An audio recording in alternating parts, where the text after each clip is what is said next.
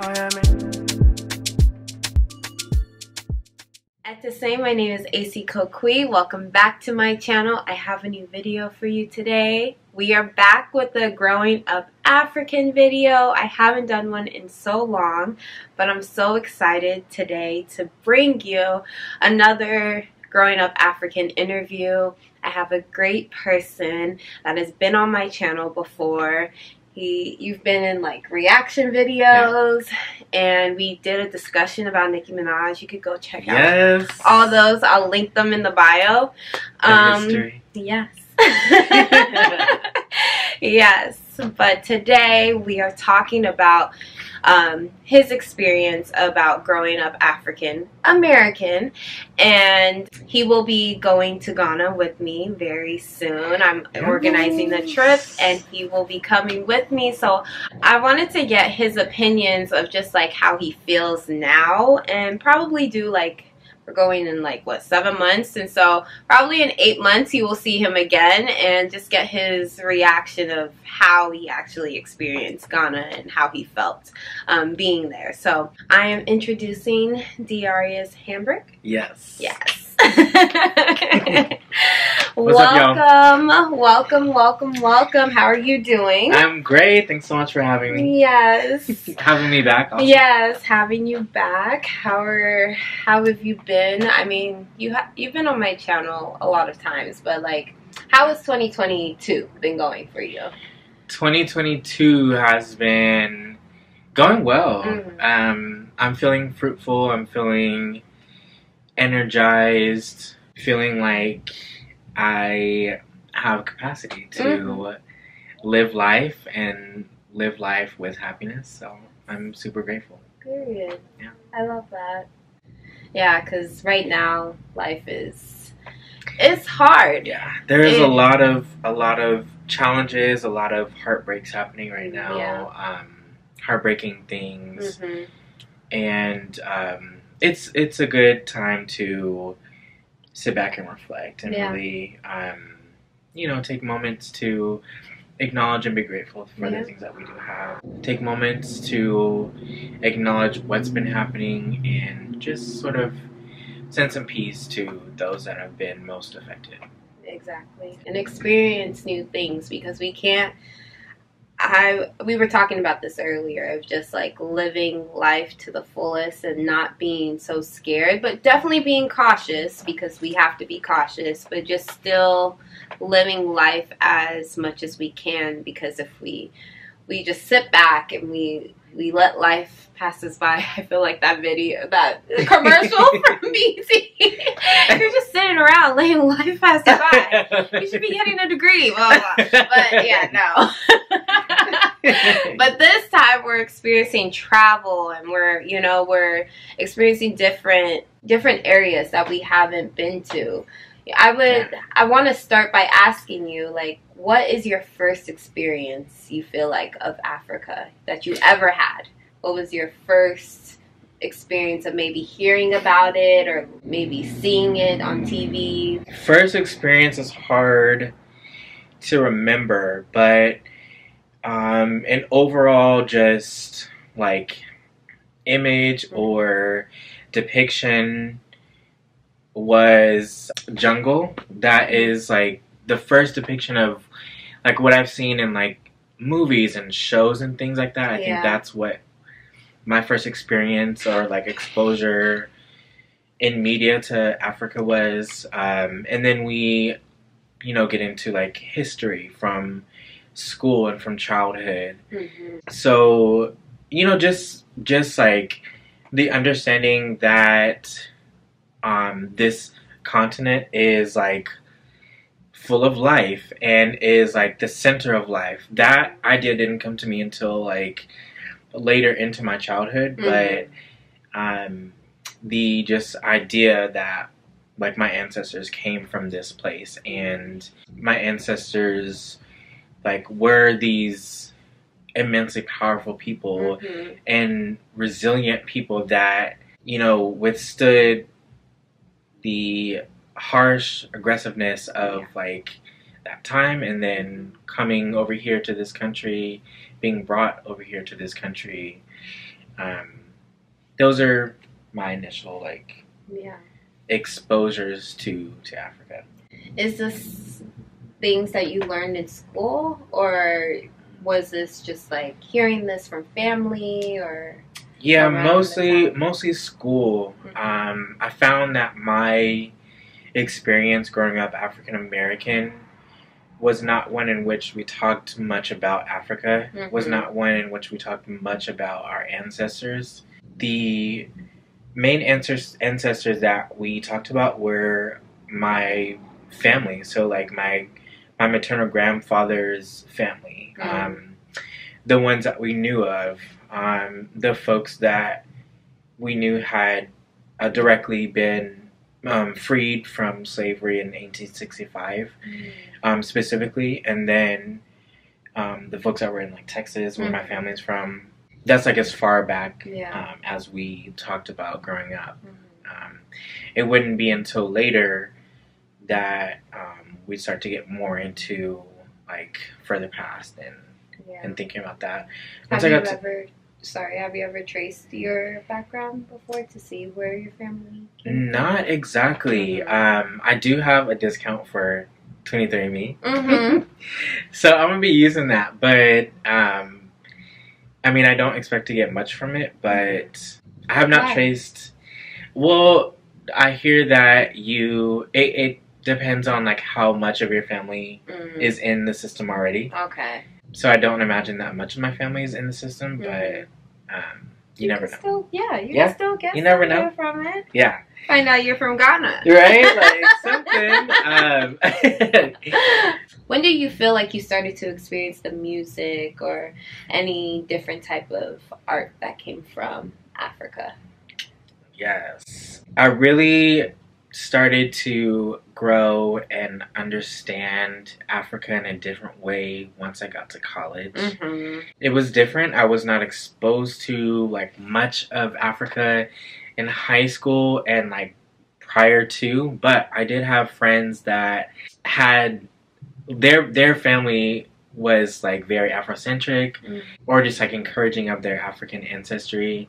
I have friends that are Jamaican, and when I would go to their house, like there's like nothing but African and like black art. Yeah. Like black sculptures, black paintings, like notable black paintings. So it was always great to go to people's houses and see that. And in terms of like music and culture and stuff, yes, once I got to college, a whole new world. Honestly. Even for me, I feel like I got a whole different experience of my African identity. And I thought like I was as African, at least being in America, that I was going to get. You know, like I already got that experience. But going to college, and we went to San Francisco State. Yes. So, yeah. Go Gators? Maybe. SF State was a privilege to attend. Yeah. Because I was exposed to, the first historical Africana Studies department in the world. Yeah. And also, like, the Black Student Union in a whole different light. Yeah. I was involved in BSU in high school, but growing up in San Diego, like, the suburbs, it's very different. So coming to SF State and being exposed to so many different cultures, but more particularly many different African cultures. Yeah, which I was not expecting. Yeah? I was not expecting that much, but I definitely got that experience. Yeah, same. From, like, the BSU room, like, plastered with, like symbols and signs and artwork, books, literature, to our meetings where there are folks of, like, many different backgrounds and different award shows, different events. It was a wonderful thing to be experiencing. Yeah, definitely. With us not going to like an HBCU, I feel like that was the the best experience we could have gotten in like California. Yes, oh, I absolutely agree. Yes, I felt like we got the exposure to like music, we got exposure to the culture, we got exposure to like African American culture, Black Greekdom. You know, it was our slice of HBCU in Cali. It was. Yeah, that was nicely put. You know, we still aren't, like, we don't have sports like that. Yeah. Don't come to state for homecoming here, No. You know, but we'll travel to You could travel together. to LA. You could travel to the South. Okay. We're going to make it work. Yes. Now, what made you in the first place want to go to Ghana? Well, you were a huge part of that. Just in speaking to you each time that you went and then came back. I think this was the main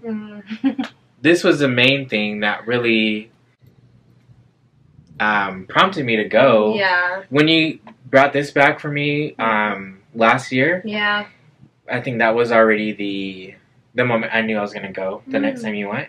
I just couldn't pass up. Well, the fact that this is from Ghana. And I think just like, I don't know, having you as, you know, a best friend and like you as a person that could introduce me to Africa. Yeah. Like that was like invaluable, you know? So I really appreciated that. And yeah, huge encouragement to go. Yeah. What has been, well, it could definitely be like money and stuff like that, but what has been like your qualms about maybe not going to Africa in the first place? Not making the push until before now. Yeah. Well, definitely like finances for sure. It's expensive, y'all. Yeah, finances, but also, as I said, not having someone that is familiar with a country on the continent. Yeah. That is a big thing. I think if you know somebody who knows some people out there or like has ties out there, it makes a huge difference. I think so. It makes it easier to consider going. I think like safety, culture-wise, convenience, just like all of those things that you want to make like a good trip happen. I think even just you, like, I'm not sure if we'll get into this later, but you becoming like this tour guide and this whole journey of us going, and yeah, like it's been such a huge push. Yeah. I just haven't had that experience before. Yeah. So you feel a little more comfortable. Like, absolutely. Yeah. Because it's a hard thing, like going to experience a different culture, a different country, a different continent. Like, it's a lot. So I totally understand that. And I would definitely, like, if I was in your position, I would feel way more comfortable doing that. I'm glad I can be that for you. Thank you so much. Yes. So. Is this a deep one? Just a little bit. I know that, you know, some African Americans and Africans, that there's like this unspoken rivalry. That, I don't know if it's a rivalry, like for lack of a better word, rivalry, right? That maybe Africans may think that they're better than African Americans, or like vice versa, because being in America, sometimes that can also be portrayed the other way. Do you ever feel like you felt that or experienced that or saw something like that? I've never felt better than somebody who is like African or whose family is like directly from the continent. Yeah. I've never felt better than. I've always, not always, but in being surrounded by like Africans, I've definitely felt like the outsider for sure. Like when, you know, Nigerian Independence Day come through and They're good at making you feel. No, I'm kidding.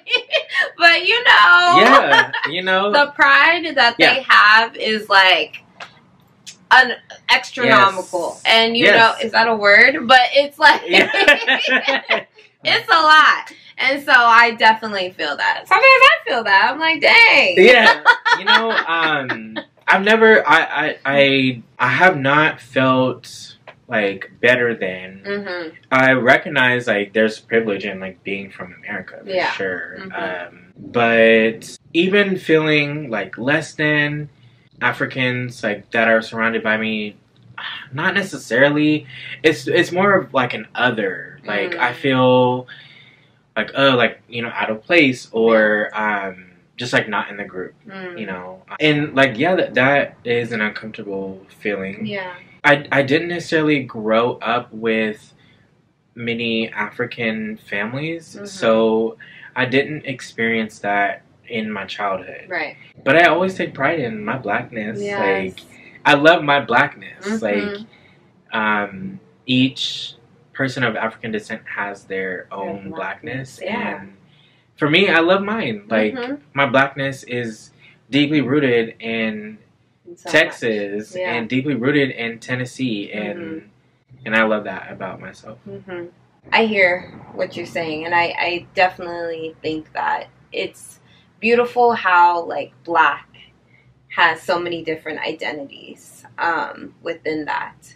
And being African, for me, my experience has been like, sometimes I've been wanting to feel, I've also felt othered, you know.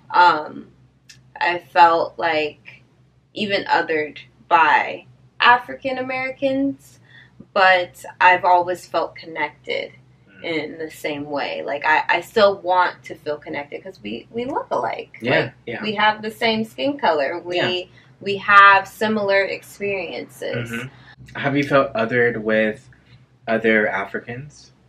Definitely. Sometimes you get told, like, you're not African enough because we live out here, or you're not African at all. Like, they'll just say that.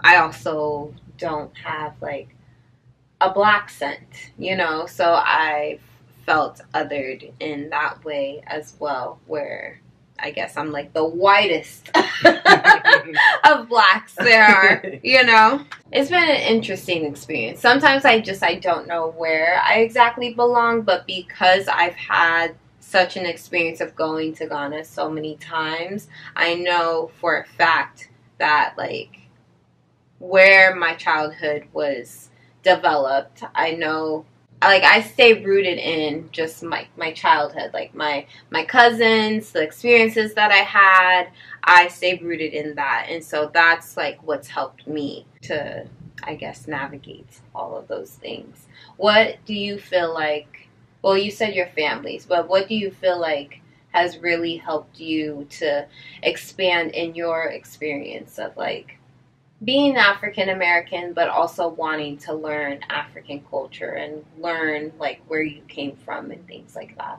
I think that my family being open to my many questions about, like, where we come from, or, like, how far back can we trace our heritage and our families. Both of my parents are not from the same place, so that's been an experience, like, tracing back 2 different lineages, and even that it leads into, like, 4 different. Yeah. So their patience with me on that, I find that I'm an elected historian in my family. And then also just, like, growing up black, like, you know, we watching Living Single, and I'm, you know, sitting on the floor in front of our couch, feet up in the air, just living in this, like, black moment. We're watching Martin. We're watching Friday on Laserdisc. Like, who knows Laserdisc? Not the kids of today. Right? But, you know, like, I found blackness in our experiences. Being one of, like, either the only black family on our block or one of two black families that, like, maybe even go outside and experience the rest of the neighborhood. You know, going to, like, my folks are military, so going to admirals' balls or, like, just going to military events in general and, like, holding black space there in a majority white experience was, you know, an encouragement for me to, like, dig more into my blackness and really find out what that meant for us. Yeah. Why do you feel like that unsaid rivalry is there if, like, our experiences are similar but not the same, but they're still similar, like that we can still empathize with each other, you know? Well, I really liked how you said that connection. I think that connection will always be there. Yeah. No matter how hard we might want to fight that, the connection is always going to be there. When we step outside our houses, our apartments, anywhere that we live, and we step on the street, folks that are non-black are always going to see us as people of African descent. Whether we're black or African, we're always going to be seen as that. And a threat. Yeah, you know, whether we're grouped together or not, we're all still seen as this. So I think that shared experience, that shared connection is always going to be there. Yeah. And it's important for us to be mindful of the things that we do have in common and the ways in which we can use those commonalities to change the world and shift the narrative of how we're seen. Yep, I agree.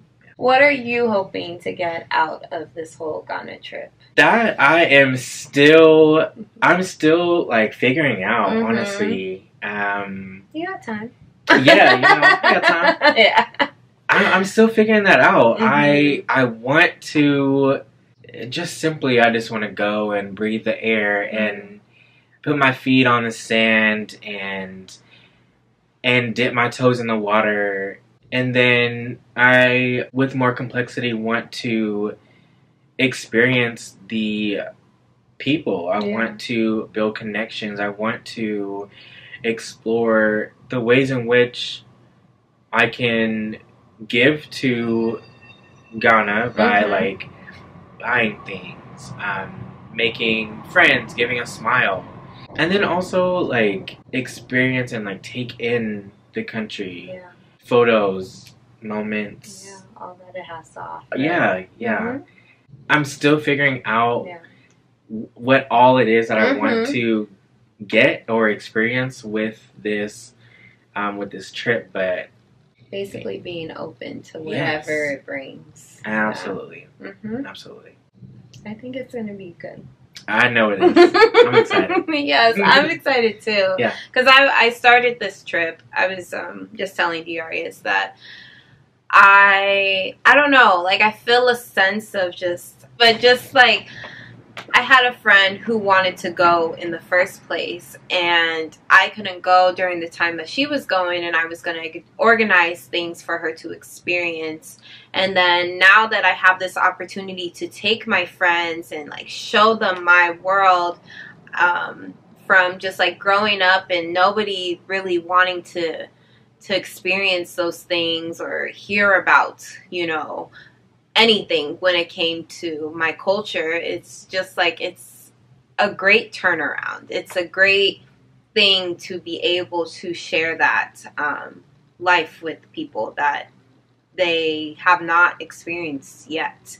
I am going with a couple of other Nigerian people, but even in that, it's like they're getting to experience a different culture, a different country within Africa. And so I just think that, like, I don't know, I just feel so proud and happy that I am first, like, able to do this in the first place, and then able to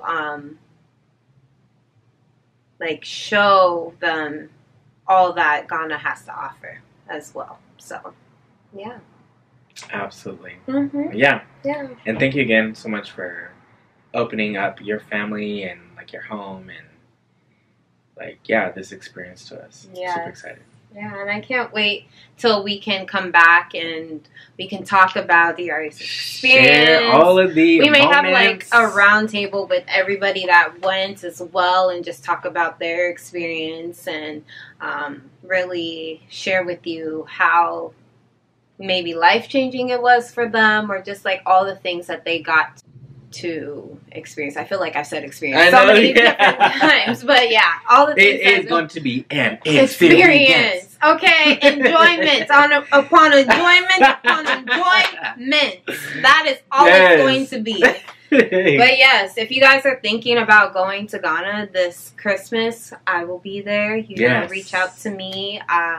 You may see the both of us there. Yeah. You will see the both of us there. So, yeah, definitely reach out. Thank you so much for having this conversation with me. Yeah, of course. I want to end on a fun note. I always play this game called This or That. Okay. So, we're going to start off with Burna Boy or Wizkid.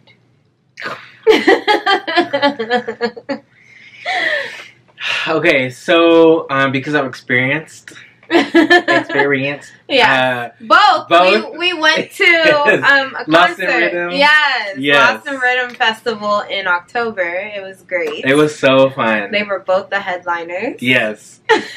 I will say Burna Boy because the performance was so hyped and it was a great sight to see. I would say that. And it was fun. Yeah. We hopped into VIP. Oh, yeah. Literally hopped. We did both nights, though. Maybe hopped or, like, fumbled would be the word into VIP for Burna Boy. Yes. Wizkid was fun. But I think I'll give him another chance because there were technical difficulties. Yeah, that wasn't his fault at all. But even aside from that, Burna Boy definitely like stole the whole weekend, and I think that he brought the performance that everyone was like looking for. Yeah, star power. Yeah. Yep. Absolutely. Love Wizkid. Don't get me wrong. Wizkid. Yeah, definitely do. Love him. Yes. But yeah, Burna Boy. Okay. Thames or Tiwa Savage? Oh, okay. Well, I would say Thames because I've been exposed to or I know her music a little bit more than Tiwa Savage. Yeah. Yes, I will say that. Okay. Yeah. Sounds good. Yep. Fried plantain or plantain chips? Have you had plantain chips before? Yes, absolutely. Fried plantains. Right. Yeah. You can miss me with the chips. Sorry. The chips are really good in Ghana, though. They're great. Okay. But, yeah, they still don't do it. Okay. Fried plantain does. Yeah. We'll see. I'm open to it, but give me them fried plantains. Yeah. I don't know if you've had both, but I'm just going to ask. Here we go. I already know what this is. Ghana Jollof? Dang. Or Nigerian Jollof? Have you had both? I can't remember if I've had both. I know I've had Ghanaian Jollof. My mother's. Yes. And I have spicy and regular. I'm gonna just say Jollof from Ghana because I can't remember if I've had. You don't need to remember. But this is only because of exposure. Because of, like, knowledgeable or conscious exposure. And it's the better jollof. But, we'll leave it at that. All right. Last one. Okay. Afrobeats or hip-hop? And you can be honest. You don't have to... Well, look, I'm gonna have to be honest. Yes. Like, It's hip hop for me, definitely. I just don't know too much. I don't know too much of Afrobeats. Yeah. I'm still getting exposed to it. Yeah. And I'm still learning and like hearing more. So and that's hip-hop what this whole thing is about. Is more exposure to the thing, to Afrobeats, to African culture, because we've just been so shunned away. Yes. You know, I hate that it's just because we're trending now that people I was are gonna more say exposed to it. But I do appreciate the fact that people are getting more exposed to it. Like, it's a blessing and a curse in the same way. Well, okay, one question. How is it that we are to embrace it and experience it without it just being the trend? I would say getting to know more than Afrobeats, because there's more than just Afrobeats in that. There's, even in Ghana, we have hip life, high life. So many different genres within the whole Afro scope. And so learning about that as well, I think just giving yourself a lot more knowledge than what is, I guess, mainstream now. You know? And even like the mainstream artists of just knowing like Wizkid and Burna Boy, knowing more of like, you know, I mean, Ghanaian artists were there too. I love my Nigerian artists, but like I would love more of the Ghanaian artists to be popular as well, because we're definitely making great music too. So I guess broadening your scope instead of just getting what you're given. Yes, absolutely. Yeah. I'm here for it. Here for it. Yes. Thank you so much for coming on my channel. Thank you so much for having me. Yes. I love you so much. I love you too. And we're going to have an amazing time in Ghana. I'm so excited. I'm going to vlog this whole experience, so you guys are going to see it. But yeah, just stay tuned. Stay tuned for the next episode. Yes. Period. Alright, you guys. Don't forget to subscribe, like, comment, share, all that jazz. I love you guys. See you next video. See you next time. Bye. Thanks for having